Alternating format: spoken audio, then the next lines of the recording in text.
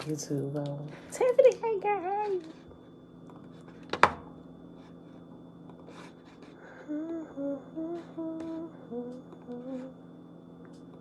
Peace and blessings.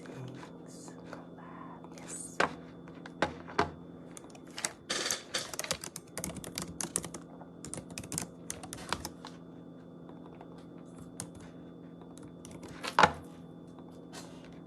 Oh, back.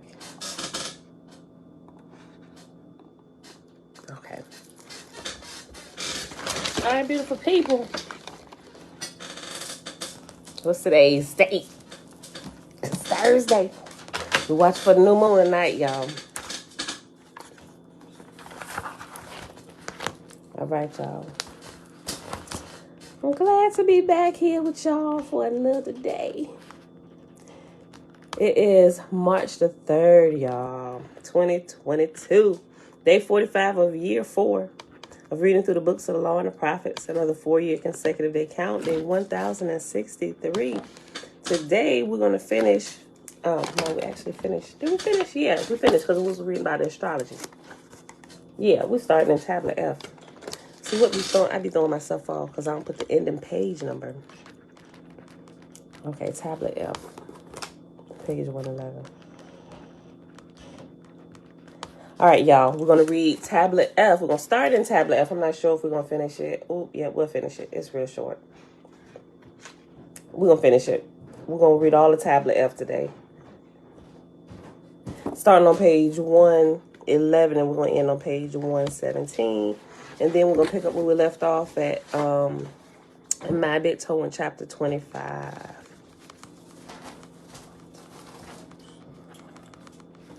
Is my key, suburban key over there?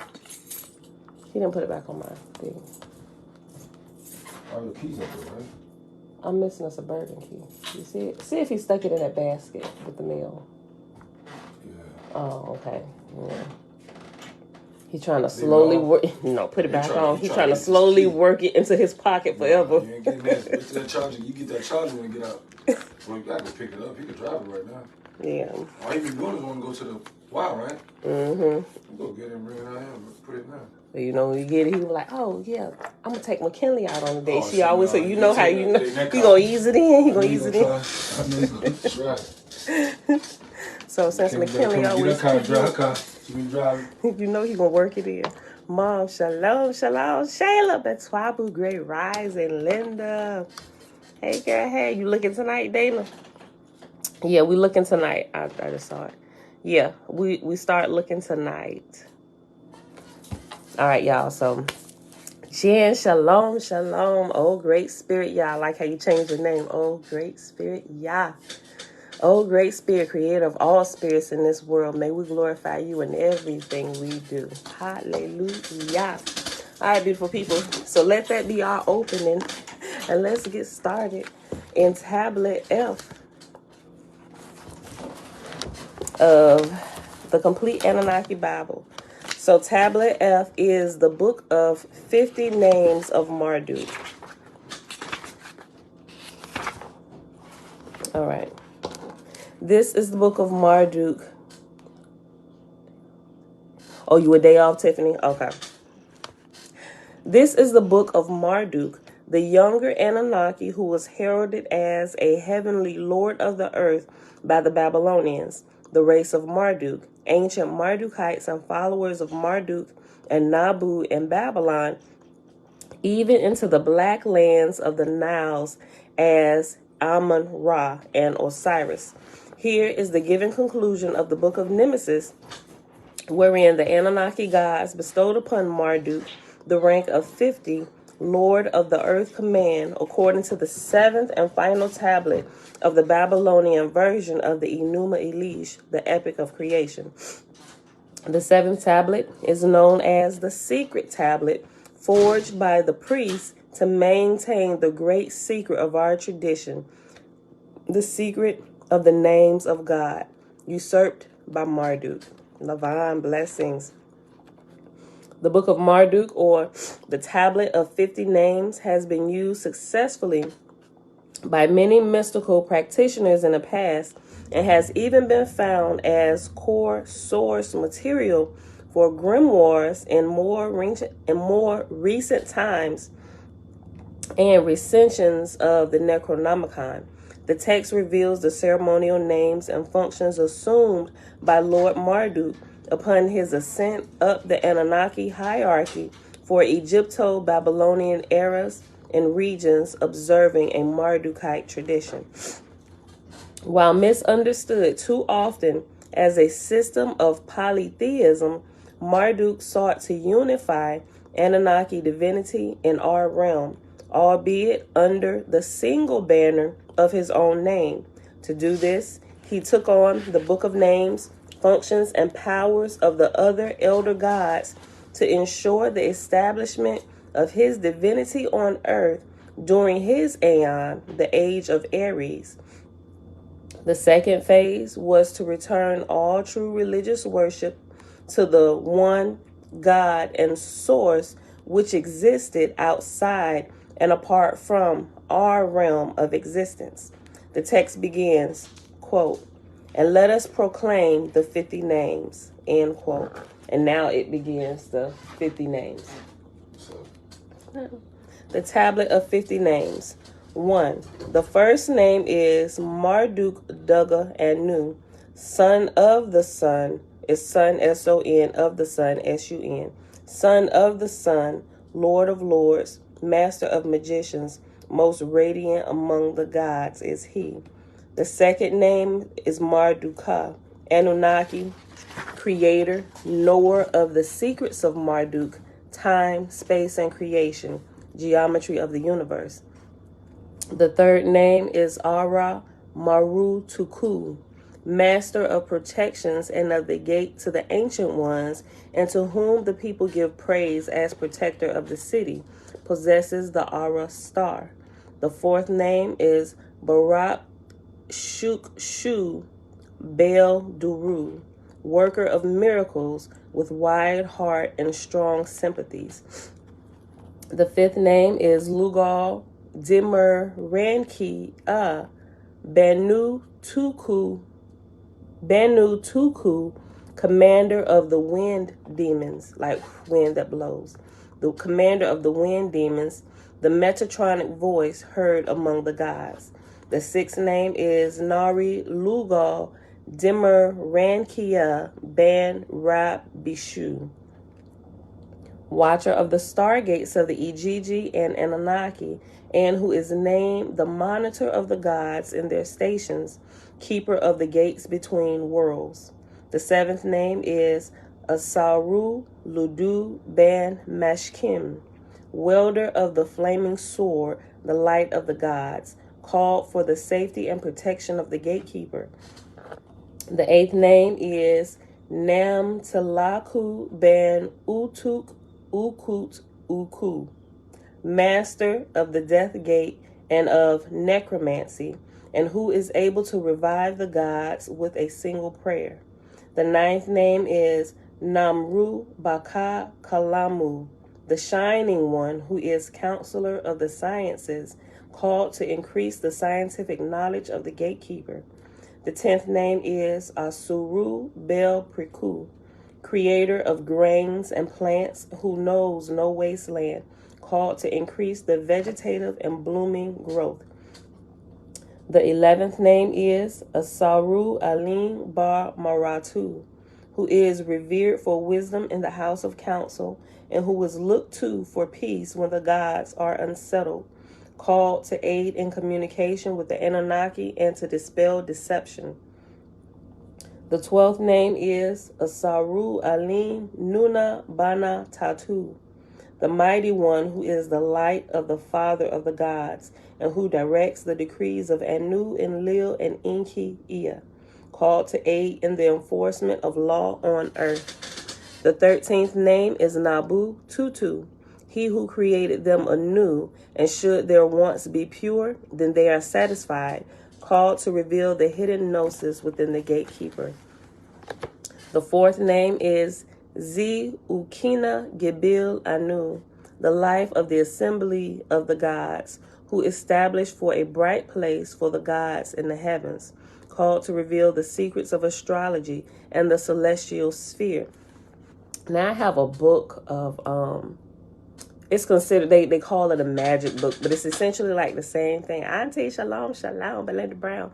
Essentially, it's almost the same thing, but they give them angelic names. But it seems to me that going through some of these names that have been given to Marduk, or that Marduk stole, whatever, you have an angel from the Christian realm, right? It's better if you call them angels if you're coming from that part, right?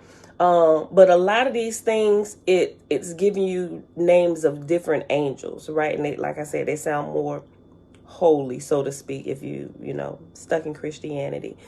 And you can actually, if you know how to use the force, it's not necessarily you really just calling on the forces of creation, right? And people like to liken them to angels or people, but it's the same thing. They say stay away from this, but they're doing it in their religion as well. They just change the names, but they're doing the exact same thing, calling on the exact same powers, just giving them different names. The 14th name is Z, Ukina, Gibil, and Nu, the life of the assembly of the gods, who established for a bright place the gods in the heavens, called to reveal the secrets of astrology and the celestial sphere. The 15th name is Z.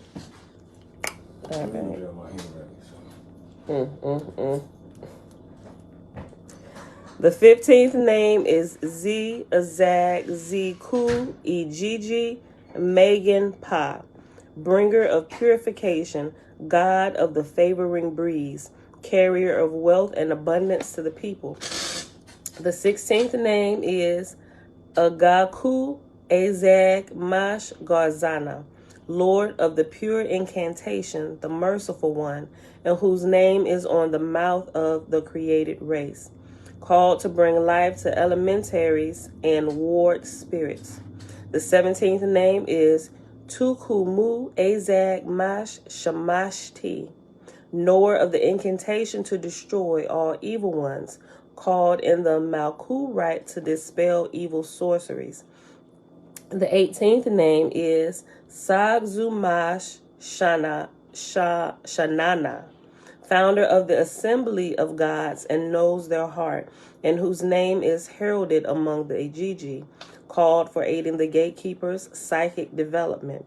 The 19th name is Z.C. Mash Inanna, reconciler of enemies, who puts an end to anger, bringer of peace. This is definitely some of the same names in this book that I got. It's like a book of angels and a book of demons. Like I have the Kindle version of them, and then I ordered like all the hardbacks just in case something went on with the electricity or whatever, and I couldn't access it, so I got all the printed ones. And reading through this, I was like, because I've been going through, I'm like, clearly these are some of the same ones. Okay, the 19th, I just read that. I read it again. The 19th name is Zisi Mash Inanna, reconciler of enemies, who puts an end to anger, bringer of peace. The 20th name is Surim Mash Shah Nergal, destroyer of wicked foes, who confuses their plans, may be sent to destroy the enemies of the gatekeeper. The 21st name is Suku Rim Mash Shadar, who confounds the wicked foes in their places. And what's crazy, it's not crazy, the same way they break up the names through here so you can pronounce it, they do it in all of those books. I got like a good handful of them. I got like 10 books yesterday. I've had them in my Kindle for over a year, but I actually just ordered like the hardback ones. And so when you're pronouncing the names of the angels or the demons, they call them demons, or the more fierce powers, Christianity just calls them demons, but they still use them. They may call on that power, but not necessarily knowing if they go kind of classify it. They may be calling on a demon, but they just don't name it that. It's a more fierce energy power. They break it up the same way. Okay. The 20th name is Surim Mash Shah Nergal, destroyer of wicked foes, who confuses their plans, may be sent to destroy the enemies of the gatekeeper. The 21st name is Su-Kur Rim Mash Shadar, who confounds the wicked foes in their places, may be sent to destroy the unknown enemies of the gatekeeper. The 22nd name is Zarim Mash Shag Aranu, Lord of Lightning, a warrior among warriors, may be raised against entire armies of men. And people actually call on these forces like this. Okay. What I found out, like the forces that people call on, it seemed, well, this is not to sound racist or anything, y'all. But for me, paying attention and looking at different things, it would seem that when people of color call on some of these unseen forces, they label it as voodoo. But I see people of other colors and lighter races using the same exact thing, but they say it's okay for them. They just label it, they just, it's mystical for them. They just dabbling in a little bit of magic. They lighten up the terms for certain races of people, and they demonize it for darker races of people who use the same thing to protect themselves. And they're literally both doing the same thing, but they have like this stereotype, even in this realm, on who uses what. They don't necessarily really want people of color, and not just black people, even like actual Indian people who are from actually India. Those are the real Indians, right? Even they use these energies and these forces, and when they call on a creator for different things where they need adjustment, they will call on unseen forces. Church just called on the help of the angels, my guardian angels, my protecting angels. They just like to pretty it up, depending on where you come from. They're using some of the same stuff, and I recognize it now. The 22nd name is Zarim Mash Shag Aranu, Lord of Lightning, a warrior among warriors, may be raised against entire armies of men. And that's how I kind of got on what I just said, because especially during a lot of the when a lot of colonization was going on, where they was trying to colonize parts of Africa, there were some certain places that they absolutely could not colonize, because the people and the unseen energies that they used and that were behind them were so fierce that they could not erect any kind of stronghold over those people. They absolutely could not, and they just stay away from them, right? You still have some today where Americans and the American government will tell you do not go over there. They just label them wild wildebeest, they're untamed and stuff. Like this one, remember this story about this one American missionary tried to go over to this one little island. He wanted to bring the gospel of Jesus Christ to them. Homeboy got killed. And they want to try and sue the people over there, like, y'all don't know when to quit. Y'all not gonna be able to take over everybody, right? And there's some people, and they portray those people like, oh, they're just completely uncivilized. They run around naked, spears and all this, and they even got pictures. I'm like, okay, so they may not be fully clothed like we clothe ourselves here in America, but it seems like America getting more naked by the day. Like, who's really the savage beast for real, right? Because they won't let you come over here and take over their land and colonize them, because that's essentially what you want to do. You want to extract their resources, and they ain't having none of it, right? But it's not just them, it's the unseen forces that they know are there to protect them, and they know how to use the energies, and they use it to protect themselves. Just like, oh yeah, I gotta, hold on, y'all. I forgot I changed all this last night. Okay, this.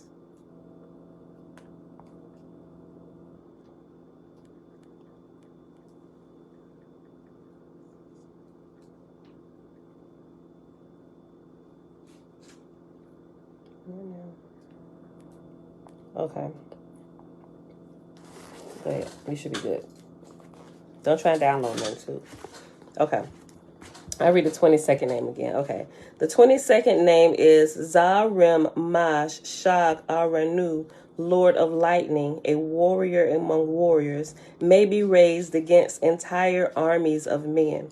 The 23rd name is Zaku Mash Ti Shadu, destroyer of the enemy in battle, who slays in a most unnatural fashion. The 24th name is Ibilulu Mash Sha Nebu, knower of the secrets of water and of secret places for grazing, called to bestow the secrets of dowsing and aid irrigation. Oh yeah, I know. I specifically know about that one, but it's not that name. It's an angel, matter of fact, and it's from this was the first one I got that what is the book? The Legends of the Jews mention it. It's the angel. It's right down the tip of my tongue because that's the particular angel that's the gatekeeper to all the other ones. Like anytime you do a prayer, whatever, that's the angel who actually gives you access. You know, it's like military ranks when you look at angels or whatever. But it's like the same thing. And oh man, it's right down the tip of my tongue. Okay, let me keep reading. It'll come to me. Arziel, the angel Arziel. Okay. The 25th name is Ipadun E Yungina Kampa, Lord of irrigation, who sprinkles water in the heavens and on earth. As the previous, also the secrets of sacred geometry. The 26th name is Nb Lulu Gugal Aga, Lord of growth and cultivation, who raises the grains to maturity, and some have said is a face of Enki. Yeah, that falls in that particular one, that particular angel who does that. Because I learned about it when I started gardening again, right? It's crazy, y'all. It's really crazy. Not crazy, but it's interesting. The 27th name is Higal Berdishu, master of farming and the plentiful harvest, and who provides for the people's consumption, may also be called to aid in personal fertility. The 28th name is Sir Api Re Kubab Ad Dazu Zu Kenpa, the domination of Tiamat by the power of the net, called for mastery of the serpent and the kundalini. The 29th name is Malak Bak Aka Duga, Lord of bravery and courage, rider of the ancient worm, summoned for courage, bravery, and self-confidence. The 30th name is Gil Aga Bel, furnisher of the life-giving seed, beloved, betrothed consort to Inanna Ishtar, called for women who desire pregnancy. The 31st name is Gilma Aka Bel, mighty one and divine architect of the temples, possesses secrets concerning the geometry of the universe. The 32nd name is Agilma Mash Shei Gura, maker of rain clouds to nourish the fields of the earth, called forth in times of drought. The 33rd name is Zulum Mu Abba Bel, giver of excellent counsel and power in all businesses, and destroyer of the wicked foe, maintaining goodness and order. The 34th name is Mummu, creator of the universe from the flesh of T-M-2, keeper of the fourth watchtower, gates to the outside. The 35th name is Zu-Mu-Il-Mar and Dara Bel. The heavens have none equal in strength and vitality, called forth to aid in healing, rituals, and rites. The 36th name is Agis Kul Agni Bel Lugo Ab Dubar, who sealed the ancient ones in the abyss, called by the piously righteous for strength and vigor. The 37th name is Pagal Giuna Ara Ba Baal, possessor of infinite intelligence, preeminent among the gods, offers wisdom in oracles and divination. The 38th name is Lugal Durma Arata Agar Baal, King of the gods, Lord of rulers, Durma, aids the gatekeeper in developing all mystic powers. The 39th name is Ara Adu Nuna Araman Gi, counselor of Enki Ea, who created the gods, his fathers, and whose princely ways are no other God can equal. Maybe that's supposed to be who. And whose princely ways who no other God can equal. Called during self-initiations to aid you through the gates.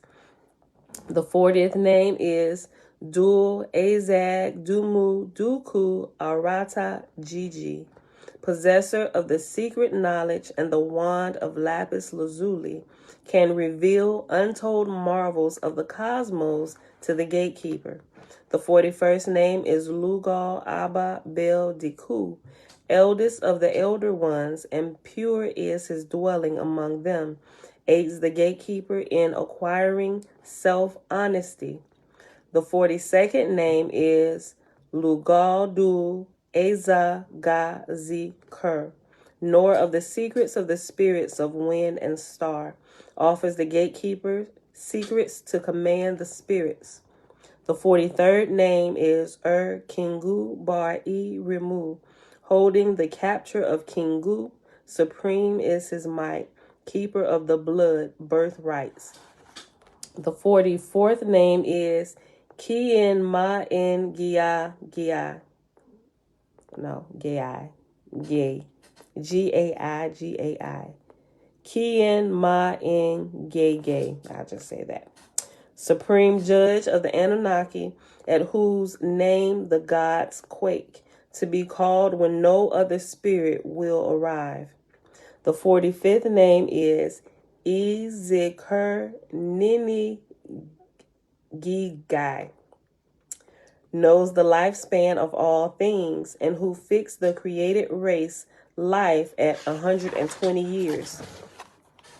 The 46th name is Gibel Gira Baal Agni Torah, Lord of the sacred fire and the forge, creator of the sword, also possesses the secrets of the fiery passions.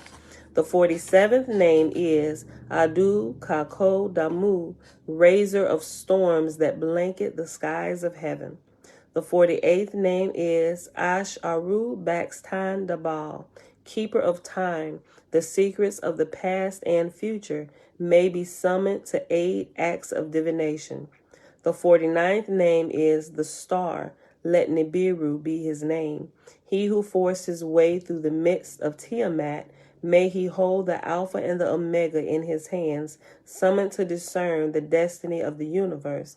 The 50th name is 50, and Ninu Amag Gash Dig, the judge of judges, determiner of the laws of the realm, the patron of the dragon blood kings of the earth. Yeah, oh great spirit, Yah is guardian angel, spiritual forces that we can call on. Absolutely. Absolutely. Absolutely. Right? Because when you got to really understand like what we've been talking about, even with energy and stuff. I know some people, that's new age talk, but no, it is truly energy. The body produces energy. There's seen that we can see the effects of the energy that our body produces, but there's also energy in this what we call the spiritual realm, right, or the non-physical matter reality that happens there that also assists us. Even when you cry out to Yah, right, a lot of times it's not necessarily Yah the creator, but it's those creative forces in play that's helping you. And anything that helps us from the spiritual realm, we just liken it to God or the devil, right? So if we deem it to be bad, it's automatically the devil messing with me or some kind of demon. And if we get the results that we're praying for, we just automatically attribute, thank you, Jesus, thank you, God, he didn't did it. When necessarily it may not be him, because he's the creator force is a little bit higher up. It's literally like hierarchy of powers. So it may be a lesser power that we deem to be good that's then helped us, that'll help us to accomplish things, and not necessarily the creator. Although the creator created everything, it's like this whole chain of command within a realm with energies that happens. And we just give it one or two names, the God or the devil, when it's not necessarily the case. But yes, guardian angels is one of those spiritual forces that we can call on. Okay. All right, so the last little section of the Book of 50 Names is the Apocrypha of the Marduk tablet. The 49th name is the star, that which shines in the heavens. May he hold the Alpha and the Omega in his hands, and may all pay homage unto him, saying, he who forced his way through the midst of Tiam-Tu without resting, let Nibiru be his name, the Caesar of the crossings. And the Caesar of the crossings has a reference, footnote number 40, and that says Nibiru, given as Nibiru. It's a different spelling of Nibiru with a N-E. The first spelling is Nibiru, but it's given as Nibiru, Nebiru, in some translations, meaning literally crossings, such as in or around a midsection or midway around. Okay, let me go back. The 49th name is the star, that which shines in the heavens. May he hold the Alpha and the Omega in his hands. May all pay homage unto him, saying, he who forced his way through the midst of Tiam-Tu without resting, let Nibiru be his name, the Caesar of the crossings, that causes the stars of heaven to uphold their paths. He who comes as a shepherd to the gods who are like sheep in the future of mankind at the end of days. May this be heard without ceasing. May it hold sway forever. Since Marduk created the realm of heaven and fashioned the firm earth, he is forever the Lord of this world. Enlil listened. Enki heard and rejoiced. All of the spirits of heaven waited. Enlil gave to Marduk his name and title, Bel, B-E-L. Enki gave to Marduk his name and title, Ea, E-A, and said, the binding of all my decrees let Marduk now control. All of my commands shall he make known. The 50th name is 50, and Ninu Am Gash Dig, the judger of judges, determiner of the laws of the realm. By the name 50 did the Annunaki then proclaim Marduk's 50 names. The Annunaki made his path preeminent. Let the 50 names of Marduk be held in remembrance to all, and let the leaders proclaim them. Let the wise gather to consider them together. Let the father repeat them and teach them to his son. Let them be in the ears of the priest and the shepherd. Let all men rejoice in Marduk, the Lord of the gods. That bee may cause the land, his earth, to be prosperous, and that he himself may enjoy prosperity. His word hold, and his command is unaltered. No utterance from his mouth goes unnoticed. His gaze is of anger and turns his back to none. No God can withstand his wrath, and yet wide is his heart and broad is his compassion. The sinner and evildoer in his presence weep for themselves and pray for forgiveness. And that is the end of Tablet F, right at the 32-minute mark. All right, y'all, so we'll pause right here. And we'll pick up Tablet G, which is the Book of Generations and the Birth of Man. Oh, yeah, we're familiar with some of this. The creation and disposal of man, the Adamu, Adapa, and Atrahasis. All right, y'all, so we'll pick up where we left off in my big toe. Okay, so I said the day before yesterday, I was going to go back and read, because we're talking about the AO, absolute unbounded oneness. Okay, and awareness. Trina, hey girl, hey. Okay, so let's go back here. Starting at awareness on page 207. Awareness is a characteristic of consciousness. To some extent, all the Earth's life forms are aware and conscious. All store and retrieve information more or less continually, and therefore have the capacity to learn, to improve themselves, and to become more than what they presently are, to evolve. Some awareness is more or less efficient, brighter or dimmer than others. It is a continuum. Jellyfish, raccoons, and people are all aware of some things and are unaware of other things. It is more a matter of degree and focus than a fundamental difference in the nature of awareness. Limitations on the richness and complexity of the possible interactions and responses that an entity can have with its external and internal environments are what define each entity's capacity for awareness. The process of developing awareness is the same for all entities, whereas the limitations and environments of each entity are unique. By now, it should be clear that developing and evolving awareness is a standard, normal, and natural happening among biological entities. Similarly to a one-cell biological entity, a yo, absolute unbounded oneness, develops awareness of itself in relation to itself by mutating or modifying its internal uniformity or structure. I am using the term awareness here relative to AO in the same way that it is used above. So remember, AO is like a reference to who we would call Yah, the creator of all, right? Absolute unbounded oneness, right? Let's call it dim awareness. Dim awareness is fundamentally the same as any awareness, only very limited in its scope and complexity. At its dimmest, dim awareness is simply the potential for awareness. And here's what we pause, about to start new right here. Consider the first simple multi-celled creatures floating in our oceans eons ago. This dim cellular awareness figured out in the evolutionary sense that if certain cells would specialize in specific functions, eating, digestion, reproduction, locomotion, coordination, control, then more complex and more successful creatures could evolve. Improved survivability and procreation. What a discovery.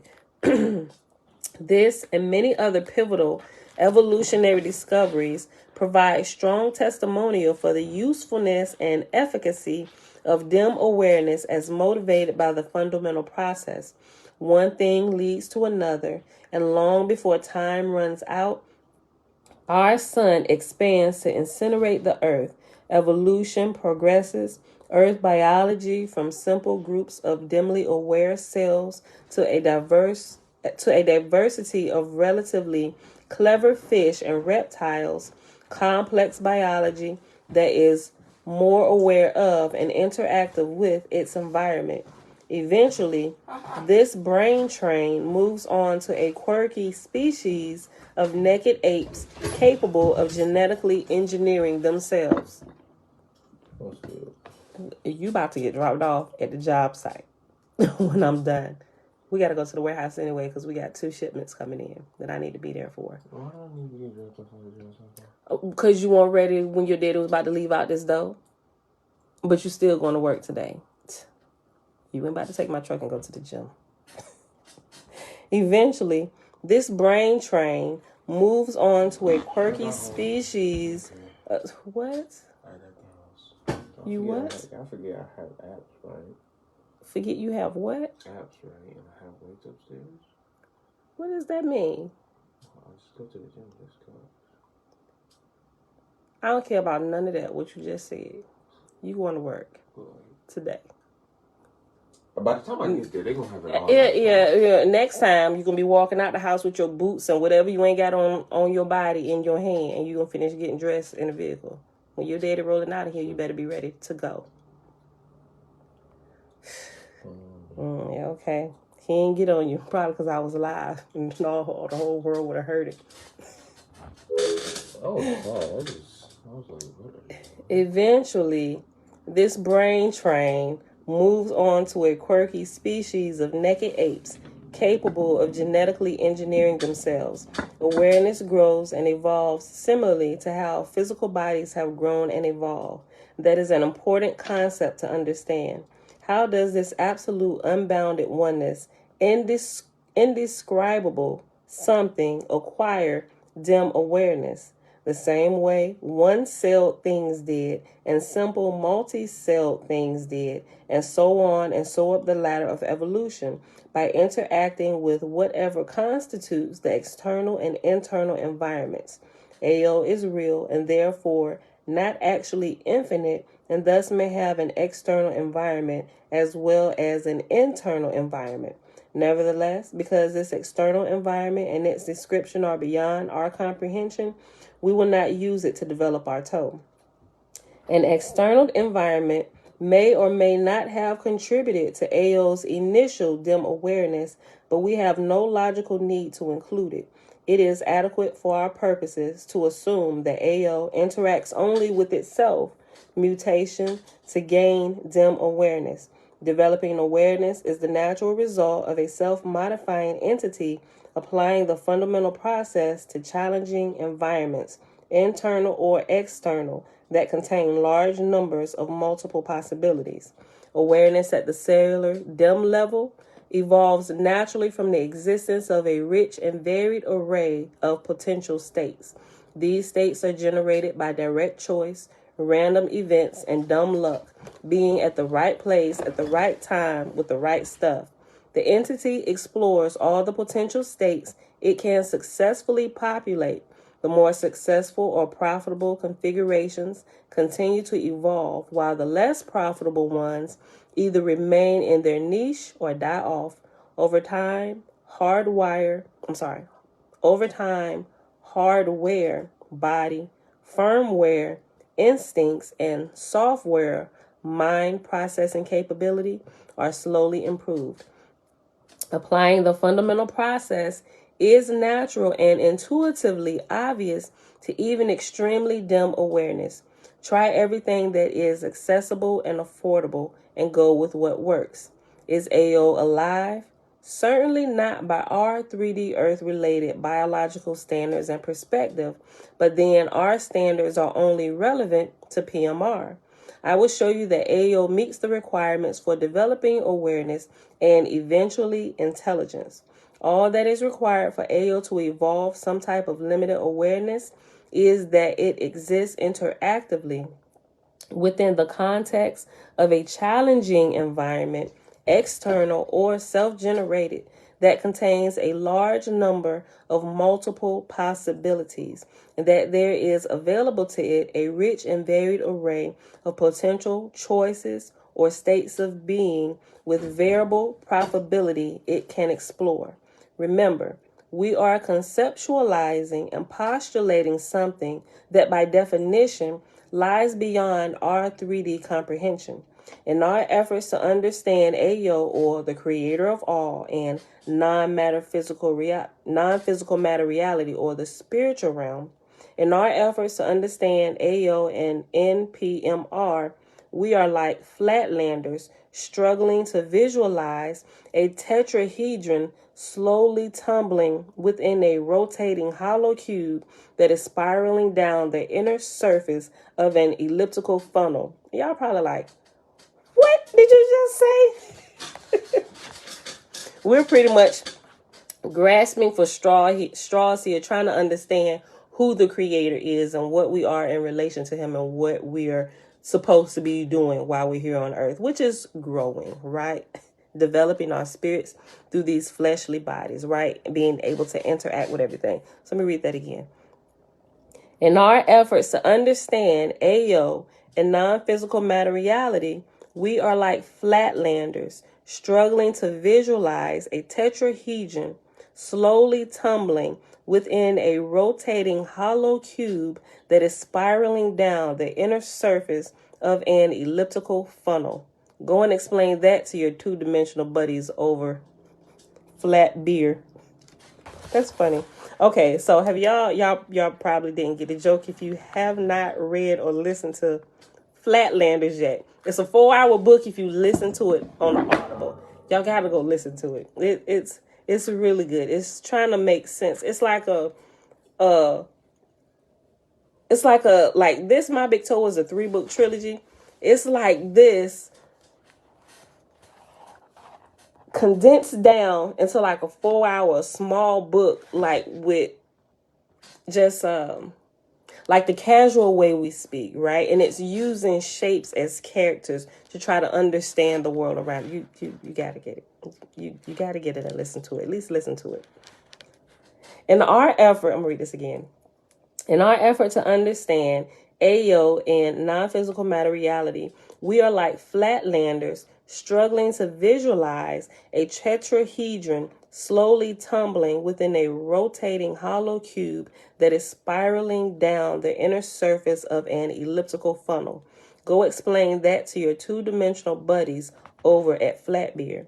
Because the existence of Ayo is the one mystical or metaphysical form and PMR perspective, assumptions that enable this big toe to discuss our beginnings logically, we need to understand this Ayo thing, or this creator of everything thing. We need to understand it, right? In some ways, Ayo can be thought of as roughly analogous to the first biological cells from which many of our planet's living things evolved. Ayo was dimly aware of itself in the same way that primordial biological cells were dimly aware of, could interact with themselves and their environment. Where did Ayo come from? Our relentless and illogical sense of a universal causality forces this question. There is no good answer. The best bad answer? Ayo came into existence the same way those first biological cells did.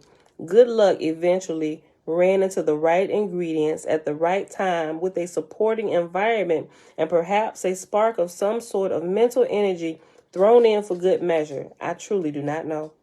Ayo's origins lie beyond the logical reach of our understanding. Like, well, who created God?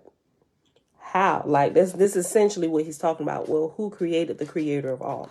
Right? We don't know. From our realm, we just cannot understand that, right? That's why we got to develop our big toe, our big theory of everything.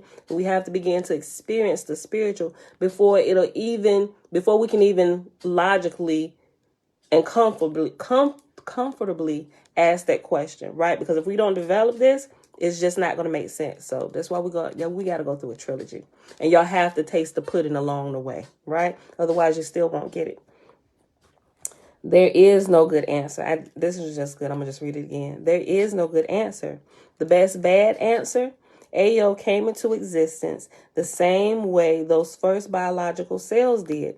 Good luck eventually ran into the right ingredients at the right time with a supporting environment and perhaps a spark of some sort of mental energy thrown in for good measure. I truly do not know. Ayo's origins lie beyond the logical reach of our understanding. Our PMR causality can offer no rational input on its own beginnings, much less Ayo's beginnings. The only logical failure is in the asking of the question. Where did the ingredients, the environment, the spark come from? Leave me alone. Go ask your mother. That's going to be our title today. Leave me alone. Go ask your mother. We literally almost done. It's like 3 little paragraphs left. Leave me alone. Go ask your mother. It is not an appropriate question. Demanding answers to questions such as these is analogous to demanding that a line lander, a one-dimensional being, describe a sphere to his 2 pointy-head friends. He cannot do it. Okay, so this is flatland talk. So if you didn't read or listen to the book, you probably won't get the little inside jokes about it. I'm just hearing KKK members out there. Boy, shut up. Okay, look, leave me alone. Go ask your mother. It is not an appropriate question. Demanding answers to questions such as these is analogous to demanding that a line lander, which is a one-dimensional being, describe a sphere to his 2 pointy-headed friends. He cannot do it. He does not have the capacity to comprehend spheres because of the fundamental limitations of his existence and his reality. The question is simply not relevant to his reality or to his existence, right? Sometimes, like, as we're waking up and we try to pull some of our friends out of Christianity or whatever religion or belief trap they may be stuck into, they simply cannot comprehend it. At this time, it's not a part of their reality or what they assume or what they know reality to be, right? They're just not going to get it, right? So don't get frustrated with them because they're not getting it, right? Don't call them names.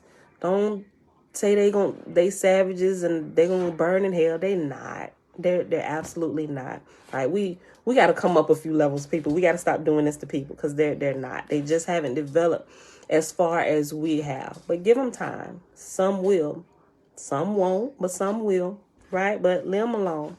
Let them develop how they're gonna develop, and we just keep on being salt along the ways. Drop a little nuggets, drop a little breadcrumbs, for when they come down this path, they'll see something that we left. Right? Hopefully, my videos will be breadcrumbs to those stumbling upon this path. It is not an appropriate question. Demanding answers to questions such as these is analogous to demanding that a linelander, a one-dimensional being, describe a sphere to his two pointy-headed friends. He cannot do it. He does not have the capacity to comprehend spheres because of the fundamental limitations of his existence and his reality. The question is simply not relevant to his reality or to his existence. Likewise, intestinal bacteria cannot understand the stock market or the properties and value of sunshine. These are beyond rational consideration for intestinal bacteria. We humans are in the same position relative to the origins of AO. There are some things which may affect us indirectly that we do not have the practical or theoretical ability to perceive or understand. Denial of that fact, or at least that possibility, may change our perception of reality and support our needs, but it cannot change the nature of our reality. You should continually work on developing scientific data about what you can understand while avoiding making assumptions and creating beliefs about what you cannot understand. Appreciating your limitations is the first step towards both knowledge and wisdom. I'll say that again. Appreciating your limitations is the first step toward both knowledge and wisdom. For some limited perspectives, like the perspective of our space-time PMR universe, the answers to some questions cannot be comprehended or conceived. You have to live with that fact. Metaphysics, mind, and careful exploration of the subjective offer a less limited perspective that goes a step or two beyond our current objective science, but go too far beyond that, and truth dissolves into speculation, while speculation degenerates into fantasy. To be sure, conjecture can quickly wander into fantasy land if it does not remain connected to a rational foundation of objective, measurable truth data. How well the model performs is what lends credibility to the assumptions made at the beginning. Save your judgments until later. You will discover by the end of section 5 that everything we do in this reality seems to follow is in the image of, one might say, Ao's pattern of being. It will become clear that our existence, being, and evolution are an expression of and the result of the existence, being, and involvement of AO. Our individual consciousness reflects the pattern of AO as a piece of a hologram, or each individual element of a large fractal design contains the pattern that defines the whole. If the evolution of our consciousness and our physical reality is a reflection of AO's evolution, It would seem reasonable, as one can be addressing this issue, that AO's evolution should exhibit similar processes to our own. The actual reasonableness of that statement depends on how closely we follow AO's original pattern. AO is primarily AO's primary AO is primary consciousness. We are derivative consciousness. It is not unusual that a child might resemble its parent. And that, my beautiful people, is the reading for today. And that was all of chapter 25. Now, I didn't say it, but I'm going to share a treat with y'all today. What we're talking about from the Annunaki Bible. Let me go get it. Whew. I was going to get into this a little bit later when we got into the magic section, but since it brought up the 50 names of Marduk, I want to share something with you. I'm going to show you something. Pause 1 second. Oh, that is gross. Don't do that. Hey, excuse me. People It's a naturally humanly bodily function. The creator did it. It was his fault.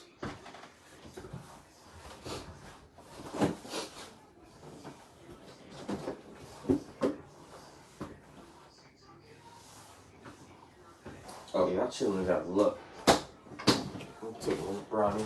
Y'all out of luck.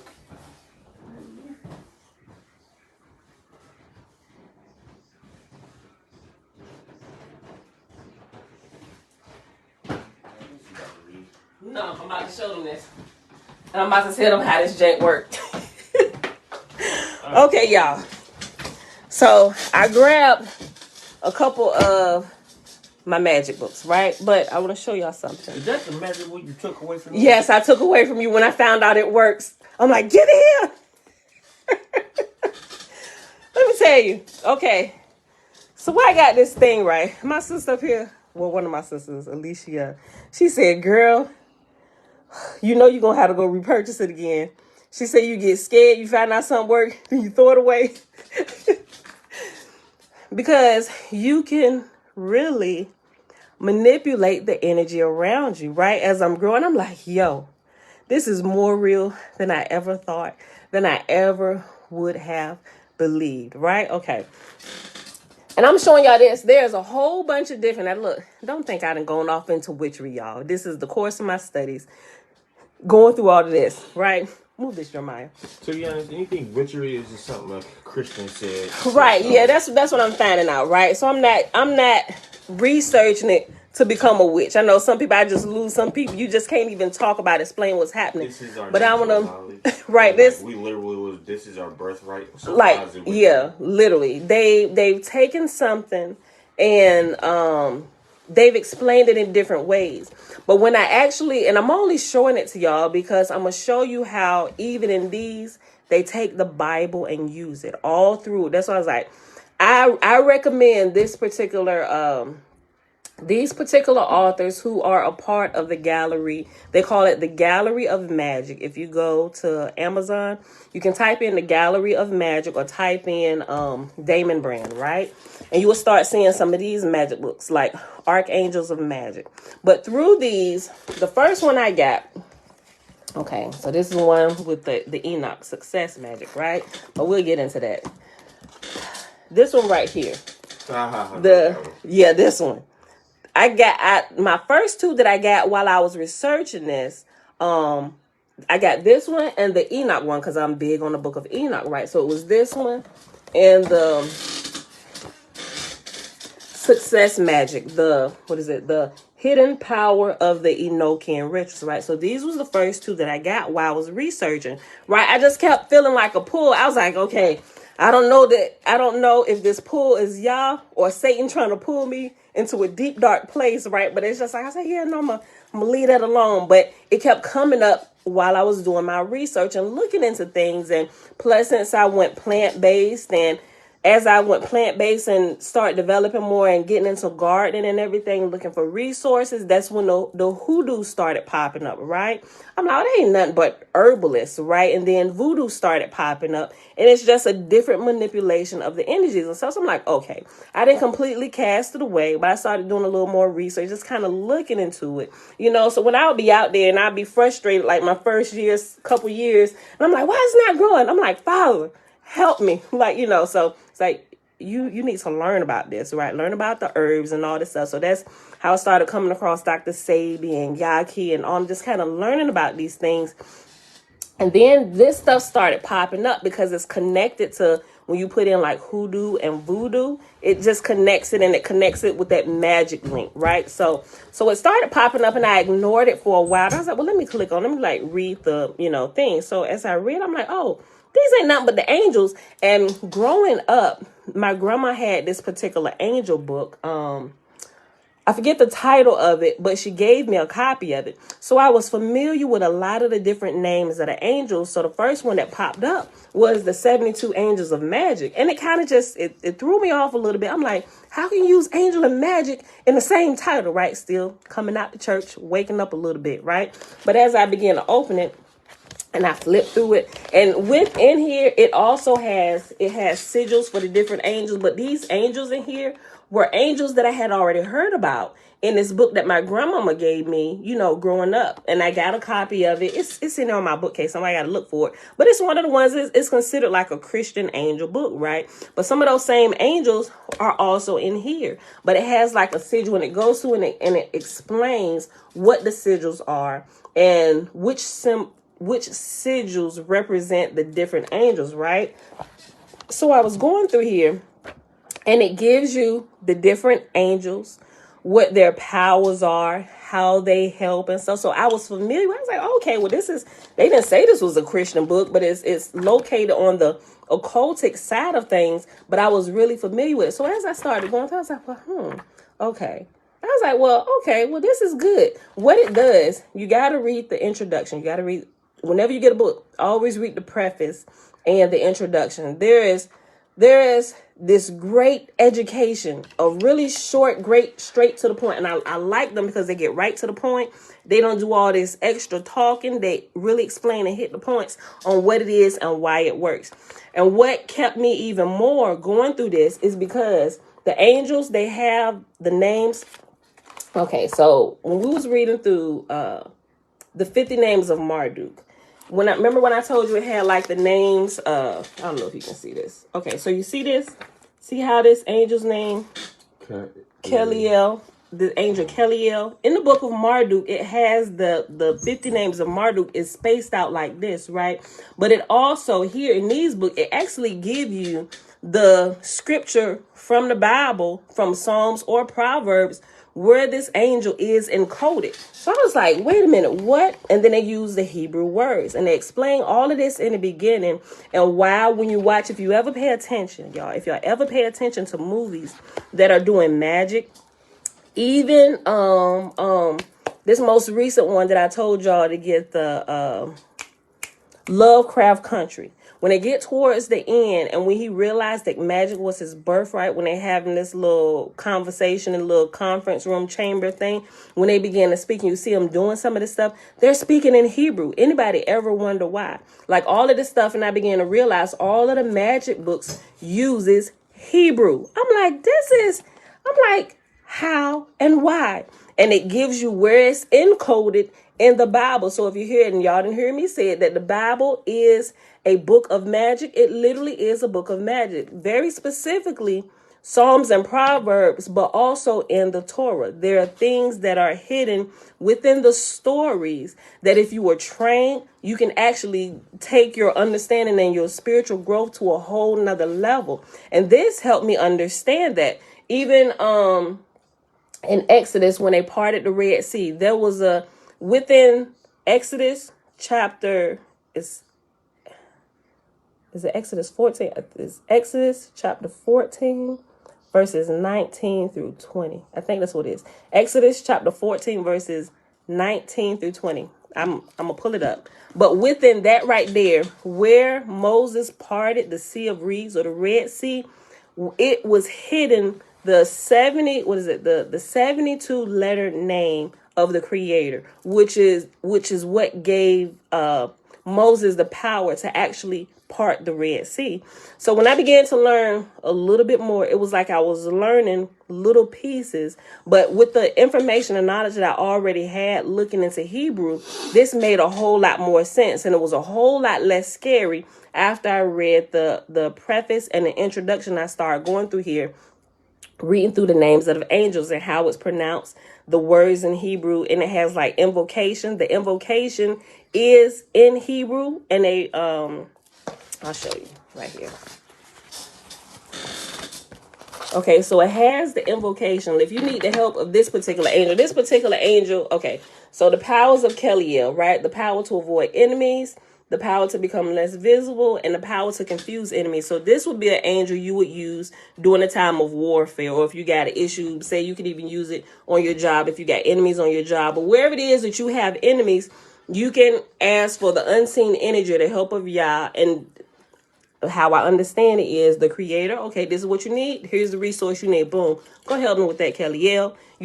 And so this would be the angel that would show up to help you to solve that. Yah is not showing up himself. He's just delegating the authority to different angels or different sources of energy.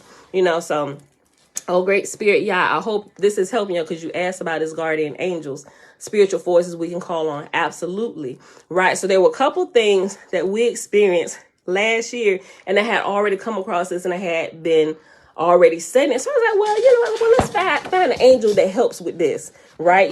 So I'm like, okay, Yah. And so as I read through, I was like, okay, Yah. And I went through my whole thing. I was like, Father, I'm not trying to worship angels. We're really just trying to, separate truth from error. Now I know we use angels. Think about in Church of House, and it worked and it helped protection.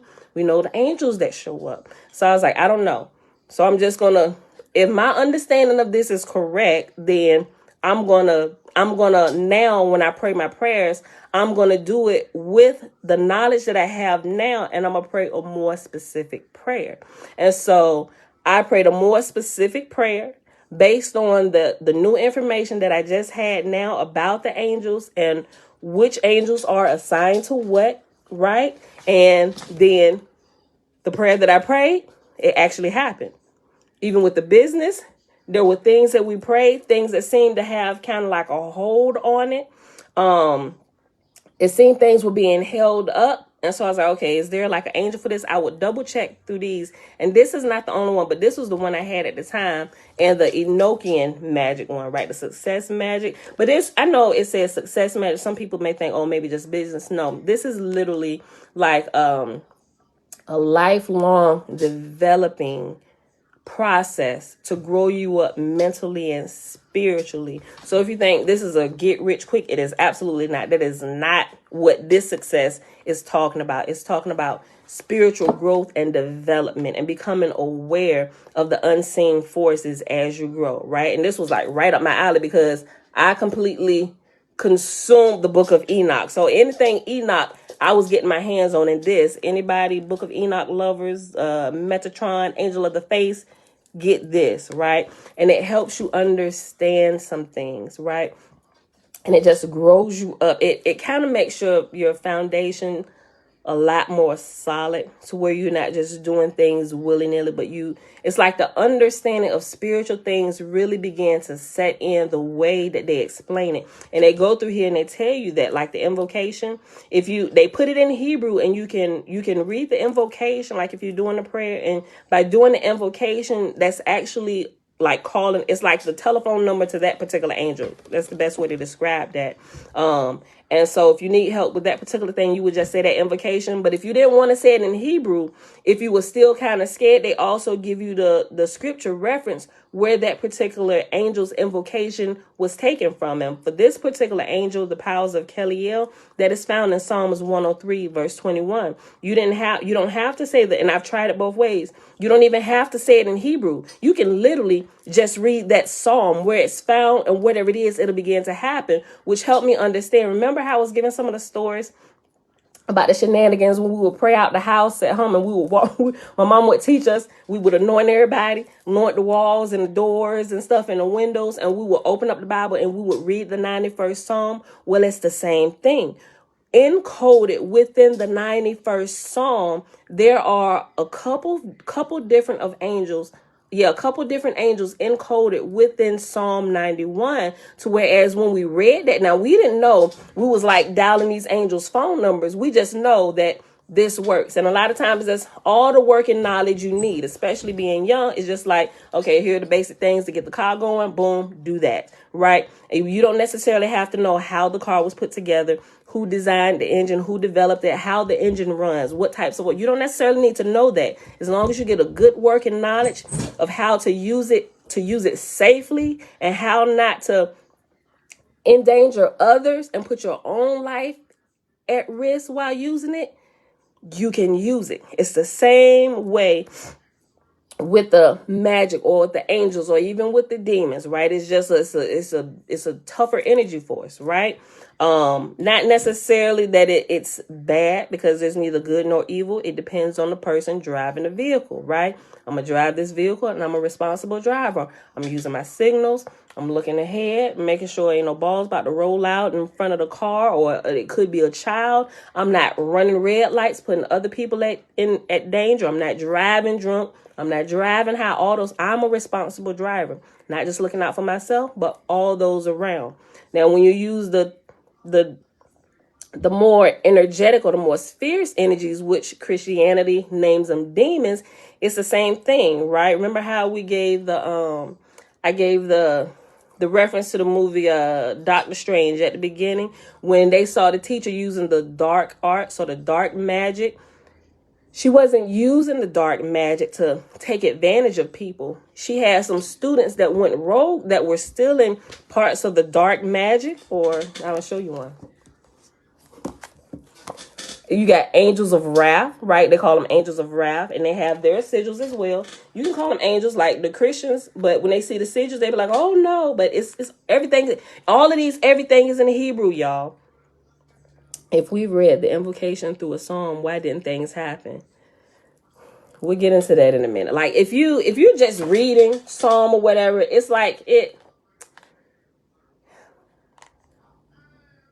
That's a good question, but it's like if you just read it and you're like not aware, it's almost like you have to kind of be aware. You have to have some type of knowing or energy behind it in order to get it to work. Like when you just reading something, just that's how people can read the Bible and nothing happens for them, right? Oh, it's just a good book or whatever. But if somebody's at least taught you, if you're scared or whatever, read the 91st Psalm. So you read the 91st Psalm in faith, believing something is going to happen, and it actually does, because now you're awakened to the power that lies. And that's why these type of books can lay around and nothing happens until somebody who has the knowledge, or at least a little bit of knowledge of what it possibly is, they have to actually, it's like they have the keys, right? People that don't have the keys, you can just kind of get in it, get out, whatever. It's like somebody else is driving you around and you're not aware of it at all. Right. So it's not a danger to you in that regard, so to speak, unless you're surrounded by people who actually know what that's for. And hopefully people who are around you that knows what it's for, hopefully they are responsible drivers. Excuse me. Hopefully they're responsible drivers. Audrey, Shalom, Marcus, big fella, Siemi, right? I'm ready to push you. Right. Okay, so hold on. Now, I'm not sharing this with y'all for y'all to just go get. I'm just saying, if you're curious and if you're ready, if you've been looking for something to help you understand it a little bit more, and you will see all the Hebrew, like I said, don't skip over the preface. Don't skip over the introduction. I think I've read just about everything. I do. I have the entire library. It's 21 books in the Gallery of Magick. I have them all. I don't have them all in printed version. It's probably about 10 more that I don't have in printed version, but I'm gonna actually get the printed versions of those as well. But I think they're good. And it explains a lot, and it gives you like a quick Hebrew lesson in how to pronounce different Hebrew words and everything. So it's a good education. It makes you more aware of the unseen forces. And even if you never want to get any of the like the angels of wrath, where it's wielding the darker magic or the darker powers or whatever, right? Because sometimes if you're in danger, like if you're really in danger, and a lot of times we don't realize, we just think it's like a guardian angel, and it's not necessarily a guardian angel if you find out exactly what angel showed up. So if it's like war type thing, it's not going to be just like a regular guardian angel. It's going to be one of the angels, either one of the angels of wrath, or it's going to be, so you got magical protection as well. If you know somebody working roots on you or dark magic against you, you can just call on the angels of protection, and you can kind of banish all of that stuff around you. But sometimes it could be, in wartime, it may not necessarily be what we would call a guardian angel, right? It could be, it could be a demon of magic, right? And you got to read the intro, y'all. The only reason why he uses these words is because this is what we're familiar with. And especially since it's a lot of Christian people waking up and they're really searching for this stuff, that'll catch their attention. But at first I'm like, oh no, stay away from that. No, it's going to break it down, the different energies and the powers and stuff. And even in wartime, if you decide to go study different things, even some of the things that I learned about in Africa, or even some of the things that they call voodoo, if you get a little bit of understanding about the energies, the unseen energies, you'd be able to tell which energies were at work helping the people to defend themselves. And a lot of times it's not like the good energies where we think, okay, the good energies belong to the Christian church, the bad energies belong to Satan and Satan worshipers. That is not how this works. It is not how it works. So, but I think, and I'm only showing it to you, I call it goodies because I know some people been asking about it. Well, people email, well, can you just email me the name of one book? So this is a safe, I mean, I got different ones, but I think this is probably the safest one. And I say the safest one because safe in the sense that if you don't skip over the preface and the introduction and go through it while he explains to you what it is and why it works, it's safe, because it's like a driver's ed teacher teaching you before you actually take the vehicle out, right? But it absolutely does work. And when we tried a couple ones, just with some things that we had going on and some things that we felt stuck at, we couldn't really understand why. We was like, well, maybe it's something unseen that's going up against us, right? So let's just do this. We'll call it a road clearer. Or we're clearing the road all the way around. Any pent up energies, whatever, we're going to clear the road, right? They call it a road clearing prayer. Some people call them road clearing spells, whatever you want to call it, right? But he break down all of those things. But what began to happen, it seemed like things would begin to break and literally clear up. And it's like whatever needed to flow would flow and things would happen. We've used it a couple times with the business, right? Things just, it'll pick up, right? So it's like you have to kind of understand what's going on with your environment, with you. And a lot of times when you're having issues, it may not necessarily be the physical, but there could be some spiritual or some unseen things actually happening around you in the background that you may not necessarily be aware of.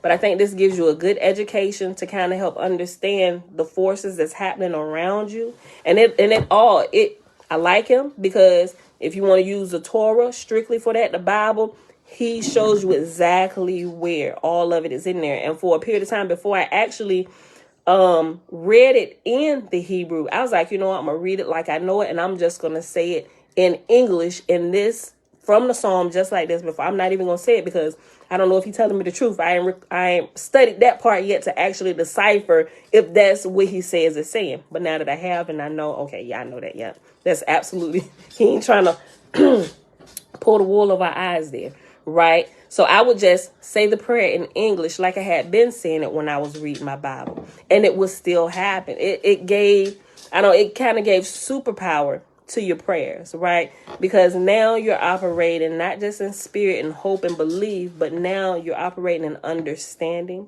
and in truth, and you know what's going on. So just like mechanics, if you're going to fix a car, you got the regular tinkers, right? Those who tinker around with the engine. I can do this, I'm gonna do this. And you got people that jimmy rig stuff. But then you got the master mechanics that come in like, bro, what are you doing? You're gonna tear your car. Don't do that. No, yeah, I know that's you can do a band-aid, but you're gonna tear your engine up, right?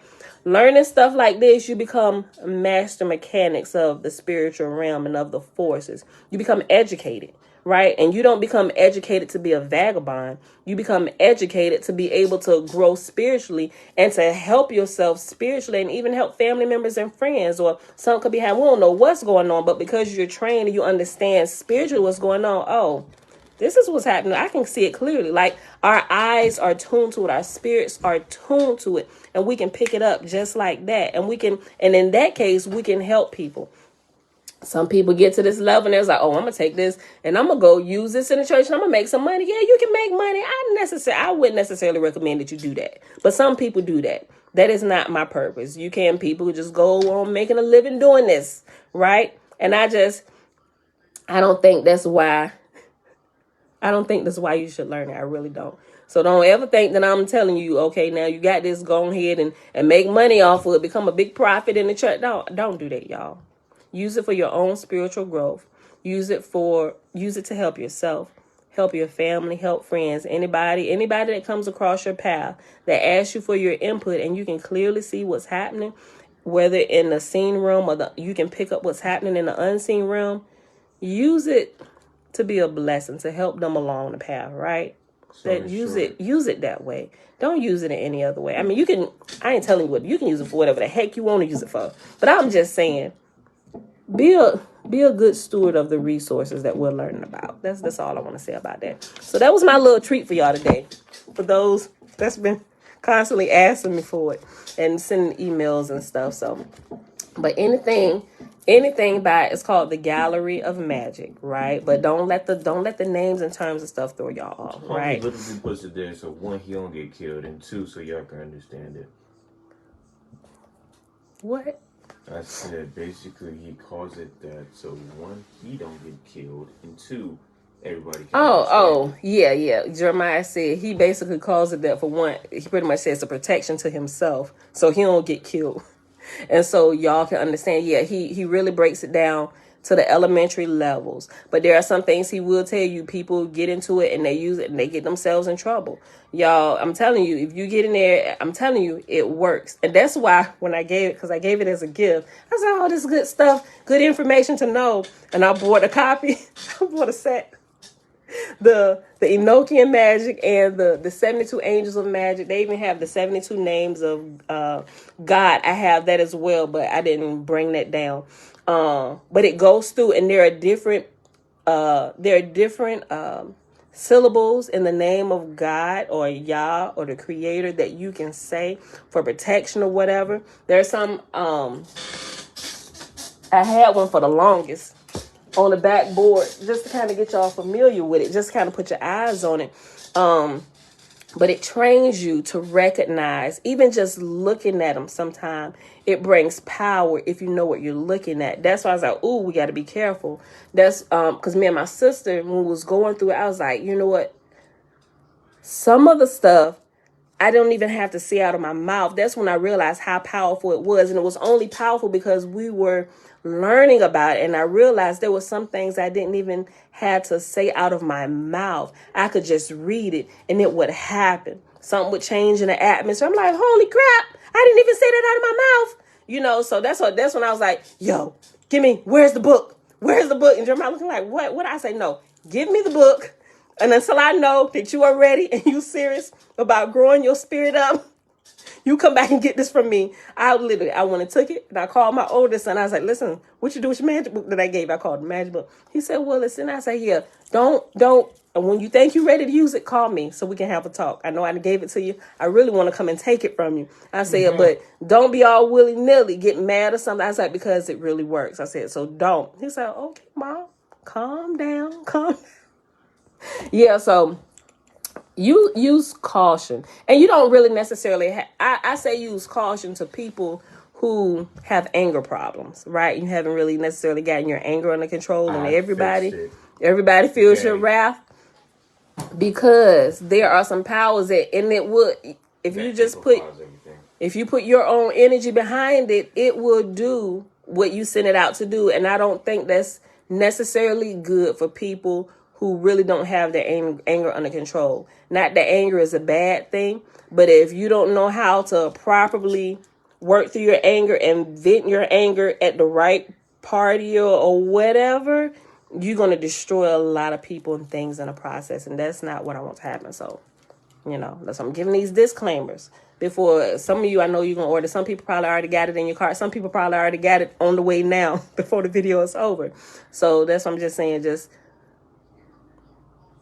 read the preface, read the introduction, go all the way through it, pay attention to it. You can open up the scriptures and go back and find it. He's going to give you the scripture references for every single angel in there, where it's found and why it's broken up the way it is and what it is you're actually saying when you say these incantations or the translations from the English into the Hebrew or whatever.